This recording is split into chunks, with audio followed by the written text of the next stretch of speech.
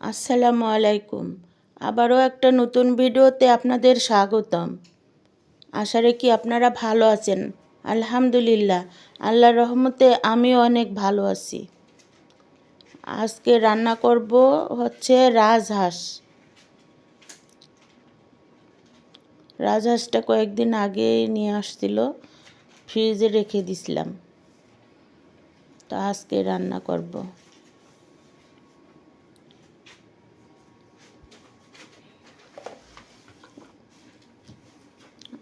মশলাগুলো দিয়ে দিচ্ছি একে একে।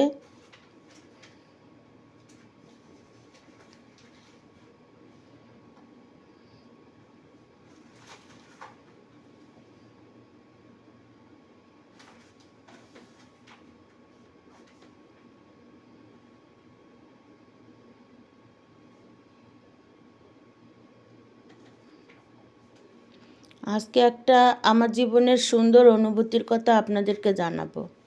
এতদিন তো আমার নিজেরই মনে ছিল না, বিভিন্ন কাজে কামে ব্যস্ত ছিলাম, মনেই রাখি নাই। কিন্তু আমার ছোট্ট মেয়ে মনে রাখছে। আমার অনেক ভালো লাগছে, অনেক হাসছিলাম। তারপর হচ্ছে শুনলাম, মেয়েকে জিজ্ঞাসা করার পর ও বলল যে ওর আব্বু ও ওর ভাইয়া তিনজনে নাকি জানে, শুধুমাত্র আমাকে বলে নাই, আমাকে চমকে দেওয়ার জন্য বলে নাই। যাই হোক, ভালোই লাগছিল, আমার কাছে অনেক ভালো লাগছিল। আমার ছোট্ট মেয়ে মনে রাখছে, ওর জন্যই আমি অনেক খুশি। একটু পরে আপনাদেরকে দেখাবো কোন জিনিসটার জন্য আমি অনেক খুশি হয়েছিলাম। কিন্তু ওগুলো তো করা যায় না, ওরা তো ছোটো মানুষ, বুঝতে পারে নাই।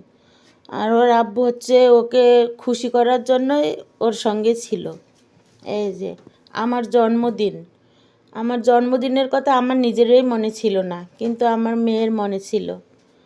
ও কেক নিয়ে আসছে, তারপর হচ্ছে আমার জন্য একটা শাড়ি নিয়ে আসছে। যদিও বা আমি শাড়ি পরি না, কিন্তু তারপরেও নিয়ে আসছে। শাড়িটা আমার কাছে অনেক ভালো লাগছে। যেমনই হোক, ছোট মানুষ কিনছে তো, খুব ভালো লাগছে শাড়িটা, অনেক সুন্দর।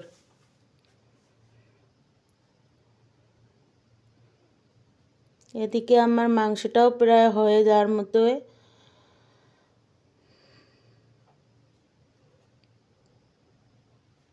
রাজহাঁসের মাংস তো অনেক শক্ত, তাই অনেক টাইম নিয়ে রান্না করতে হয়।